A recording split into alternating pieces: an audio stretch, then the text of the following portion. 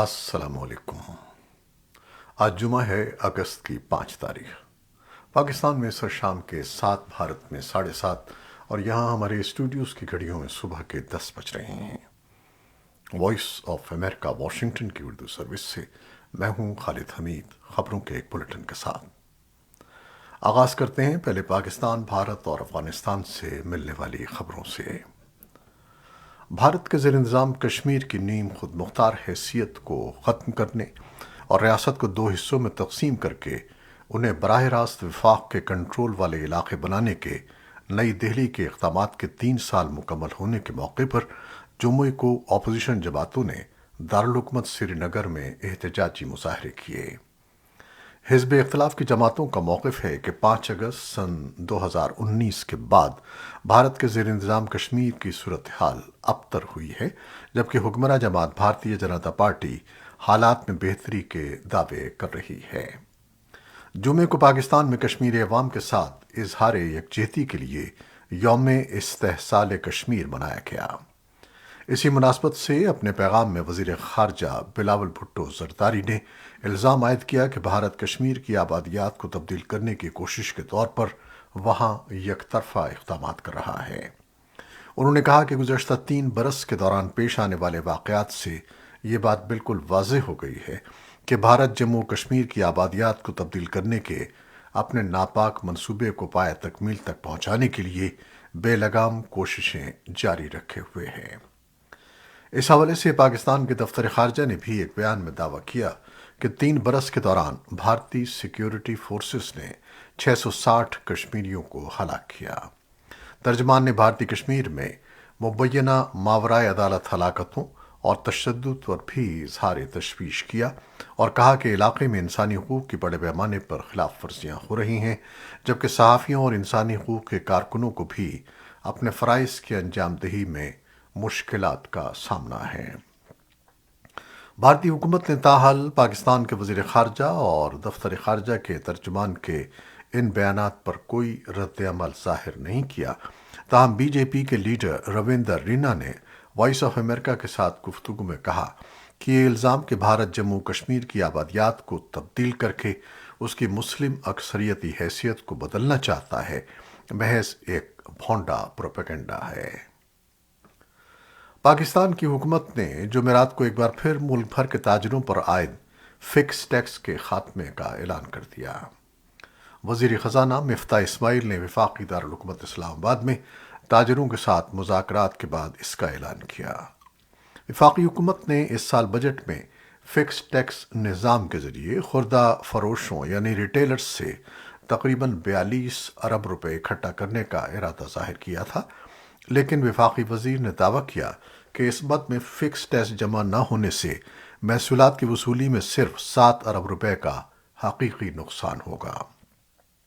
تاہم انہوں نے اس بارے میں مزید وضاحت نہیں کی۔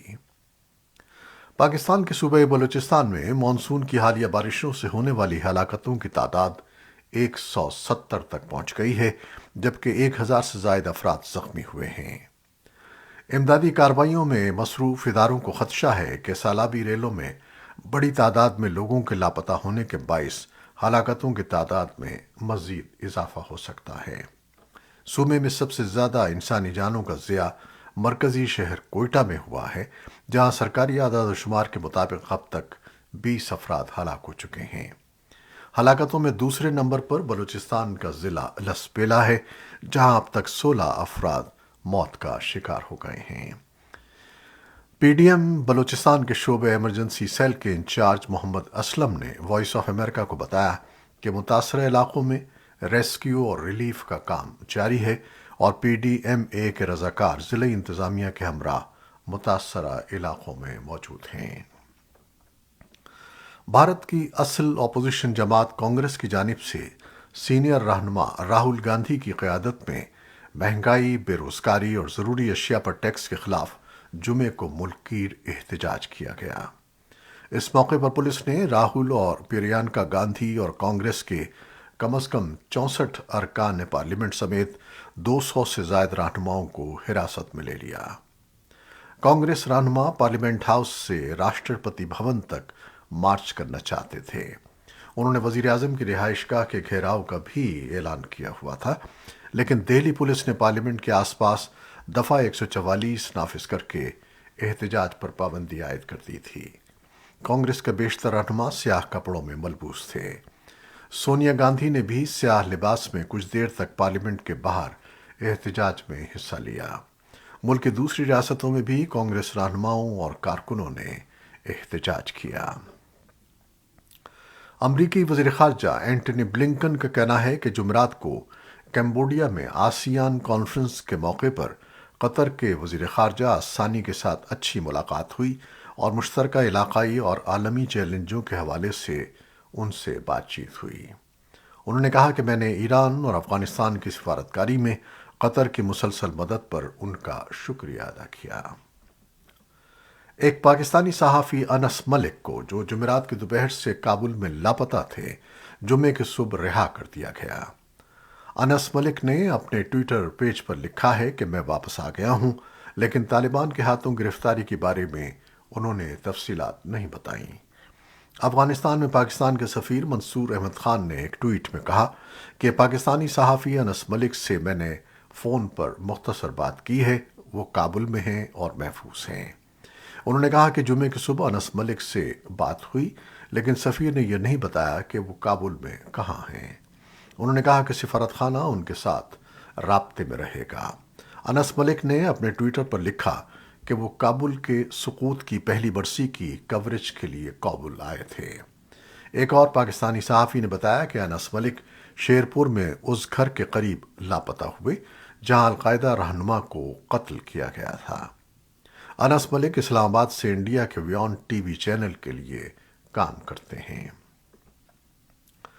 طالبان کے اقتدار سنبھالنے کے بعد سے افغانستان میں صحافت ایک مشکل پیشہ بن گئی ہے، اور صحافتی تنظیموں کا کہنا ہے کہ صحافیوں کو معلومات کی رسائی کے ساتھ ساتھ سیکیورٹی امور پر رپورٹنگ کے حوالے سے مشکلات بڑھ رہی ہیں۔ اس دوران صحافیوں کو مار پیٹ اور جیل بھیجنے کے واقعات بھی سامنے آئے ہیں۔ دوسری جانب طالبان کا موقف ہے کہ افغانستان میں صحافیوں کو کام کرنے کی آزادی ہے اور انہیں ہراساں نہیں کیا جاتا۔ تھائی لینڈ میں حکام کے مطابق جمعے کی صبح ایک نائٹ کلب میں آگ لگنے سے کم از کم 13 افراد ہلاک اور 35 زخمی ہو گئے۔ بینکاک کے جنوب مشرقی میں صوبے چومبری میں ماؤنٹن بی نائٹ کلب میں آگ لگنے کی وجہ کا ابھی تک تعین نہیں ہو سکا ہے۔ پولیس نے بتایا ہے کہ اب تک تمام متاثرین کی شناخت تھائی باشندوں کے طور پر ہوئی ہے۔ کلب میں موجود ایک شخص نے امریکی ٹیلی ویژن CNN کو بتایا کہ آگ بھڑکنے کے بعد کلب کا داخلی راستہ مسدود ہو گیا تھا کیونکہ متعدد افراد بھاگنے کی کوشش کر رہے تھے۔ تائیوان کے دفاعی عہدیداروں نے بتایا ہے کہ چین نے جمعے کو تائیوان کی آبنائی میں کئی جنگی طیارے اور بحری جہاز حساس میڈین لائن کے پار بھیجے۔ بیجنگ نے امریکی ایوان نمائندگان کی اسپیکر نینسی پیلوسی کے تائیوان کے دورے کے رد عمل میں اپنی فوجی مشقیں جاری رکھی ہوئی ہیں۔ تائیوان کی فوج نے ایک بیان میں کہا ہے کہ اس کے جاسوس طیارے اور بحری جہاز چینی سرگرمیوں کی نگرانی کر رہے ہیں، جسے اس نے انتہائی اشتعال انگیز قرار دیا۔ چین نے ایک روز قبل تائیوان کے ساحل کے قریب پانی میں کم از کم 11 میزائل فائر کیے تھے۔ 5 میزائل جاپان کے خصوصی اقتصادی زون میں گرے، جس کی ٹوکیو نے سخت مذمت کی ہے۔ جاپانی وزیر اعظم فومیو کشیدا نے جمعے کو نینسی پیلوسی سے ملاقات کے بعد کہا کہ چین کے رویے کا خطے اور دنیا کے امن و استحکام پر سنگین اثر پڑ سکتا ہے۔ جاپان امریکی کانگریسی وفد کا ایشیا کے دورے میں آخری اسٹاپ ہے۔ امریکہ کی قومی سلامتی کونسل میں اسٹریٹجک کمیونیکیشن کوآرڈینیٹر جان کربی نے کہا کہ امریکی فوج اگلے چند ہفتوں میں آبنائے تائیوان کے ذریعے معمول کی فضائی اور بحری نقل و حرکت کرے گی۔ کربی نے کہا کہ تاہم کشیدگی کو کم کرنے کے لیے امریکہ ایئر فورس منٹ مین 3 کے بین البراعظمی بیلسٹک میزائل کے ٹیسٹ کو ملتوی کر رہا ہے۔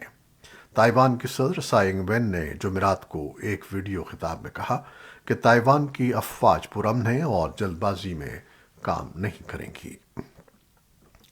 بائیڈن انتظامیہ نے جمعرات کو کانگریس پر زور دیا کہ وہ افراط زر میں کمی کے لیے $260 بلین کا مجوزہ ایکٹ پاس کرے، جس کے بارے میں وائٹ ہاؤس کا کہنا ہے کہ اس سے قیمتوں میں کمی ہوگی، افراط زر کم ہوگا اور کئی اہم اور دیرینہ معاشی چیلنجوں سے نمٹا جا سکے گا۔ خبر رساں ادارے رائٹرز کے مطابق جمعرات کو یوکرین کے جنرل آکسی ہیروموف نے کہا کہ روس جنوبی یوکرین کے علاقے خیرسن میں حملہ کر سکتا ہے تاکہ کیف میں دباؤ بڑھانے کی کوشش کی جا سکے۔ روس کے پاس یوکرین کے جنوب کا ایک بڑا حصہ ہے جس پر اس نے 24 فروری کے حملے کے ابتدائی مراحل میں قبضہ کر لیا تھا، لیکن کیف نے ایک بڑا جوابی حملہ کرنے کا عزم کیا ہے اور روسی سپلائی لائنوں اور بارود کے ڈیپوؤں کو نشانہ بنانے کے لیے جدید ترین مغربی ہتھیاروں کا استعمال کیا ہے۔ روس اور امریکہ نے جمعے کے روز کہا کہ وہ قیدیوں کے تبادلے پر بات کرنے کے لیے تیار ہیں۔ ایک روز قبل ایک روسی عدالت نے امریکی باسکٹ بال اسٹار برٹنی گرائنر کو منشیات کے جرم میں 9 سال قید کی سزا سنائی تھی۔ روسی وزیر خارجہ سرگئی لیوروف نے کہا کہ صدر ولادیمیر پوٹن اور امریکی صدر جو بائیڈن نے پہلے ایک سفارتی چینل پر اتفاق کیا تھا جسے قیدیوں کے ممکنہ تبادلے پر بات چیت کے لیے استعمال کیا جانا چاہیے۔ امریکی وزیر خارجہ اینٹنی بلنکن نے کہا کہ واشنگٹن قائم شدہ سفارتی ذرائع سے ماسکو کے ساتھ بات چیت کے لیے تیار ہے۔ انہوں نے کہا کہ گرائنر کی سزا سے ظاہر ہوتا ہے کہ روس کی طرف سے حراست غلط ہے اور اس کے ساتھ ہونے والی ناانصافی کو مزید بڑھا دیا گیا ہے۔ وائٹ ہاؤس کے قومی سلامتی کے ترجمان جان کربی نے گرائنر کی سزا کے بعد کہا کہ امریکہ نے روس کو ایک سنجیدہ تجویز پیش کی تھی۔ انہوں نے کہا کہ ہم ان پر زور دیتے ہیں کہ وہ اسے قبول کریں۔ انہوں نے اسے ہفتوں پہلے قبول کر لینا چاہیے تھا جب ہم نے اسے پہلی بار تجویز پیش کی تھی۔ کربی نے امریکی تجویز پر مزید تفصیل فراہم نہیں کی۔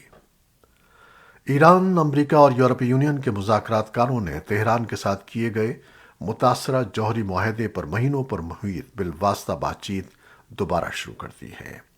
یہ بات چیت ایک ایسے وقت پر ہو رہی ہے جب بین الاقوامی معائنہ کاروں نے جمعرات کو تسلیم کیا کہ اسلامی جمہوریہ نے اپنی یورینیم کی افزودگی میں توسیع شروع کر دی ہے۔ ویانا مذاکرات کی بحالی کے لیے اچانک اجلاس بدھ کو بلایا گیا۔ ایسا لگتا ہے کہ اس میں تمام ممالک کے اعلیٰ سطحی عہدیدار شامل نہیں ہوں گے جو ابتدائی طور پر ایران کے سن 2015 کے معاہدے کا حصہ تھے۔ مغربی حکام موجودہ صورتحال کے تناظر میں معاہدے کی بحالی کے لیے کیے جانے والے سمجھوتے کے سلسلے میں مایوسی کا شکار نظر آتے ہیں اور یورپی یونین کے اعلیٰ سفارتکار نے خبردار کیا کہ اضافی اہم سمجھوتوں کا امکان ختم ہو چکا ہے۔ جمعرات کو امریکہ کی جانب سے منکی پاکس کو صحت عامہ کی ایمرجنسی قرار دینے کے بعد صدر بائیڈن کے طبی مشیر ڈاکٹر اینتھنی فاؤچی نے کہا کہ یہ اقدام حکومت کو تیزی سے کام کرنے کے قابل بنائے گا۔ رائٹر کے ساتھ ایک انٹرویو میں فاؤچی نے کہا، کمیونٹی کو یہ بتانا چاہتے ہیں کہ منکی پاکس کے حوالے سے تمام ضروری اقدامات کیے جا رہے ہیں کہ ہر کوئی سمجھتا ہے کہ یہ اولین ترجیح ہے۔ وائٹ ہاؤس کی پریس سیکریٹری نے بھی منکی پاکس کے بارے میں خدشات سے متعلق صحافیوں کے سوالوں کا جواب دیتے ہوئے کہا کہ حال ہی میں منکی پاکس کے پھیلنے کی وجہ سے یہ کہا جا سکتا ہے کہ ہمارے پاس ویکسین کی دستیاب خوراکیں ملک کی ضروریات کو پورا کرنے کے لیے کافی ہوں گی۔ ہم نے فوری طور پر مزید 10,000 خوراکوں کا آرڈر دے دیا ہے۔ یہ تھی وہ خبریں جو فیس بک لائیو پر ہم نے آپ کے لیے پیش کی۔ ہماری ویب سائٹ، یوٹیوب اور پوڈ کاسٹ پر یہ بلیٹن پوسٹ کر دیا جاتا ہے۔ آپ ہمارے بلیٹن کو شیئر کرتے ہیں اور اپنے کمنٹس میں اپنی محبتوں کا اظہار کرتے ہیں، جس کے لیے ہم آپ کے ممنون ہیں۔ اپنی ان کاوشوں، ان محبتوں کو جاری رکھیے گا۔ نیوز ایڈیٹر بہجت جیلانی کے ساتھ خالد حمید کو اجازت دیجیے گا۔ اللہ حافظ۔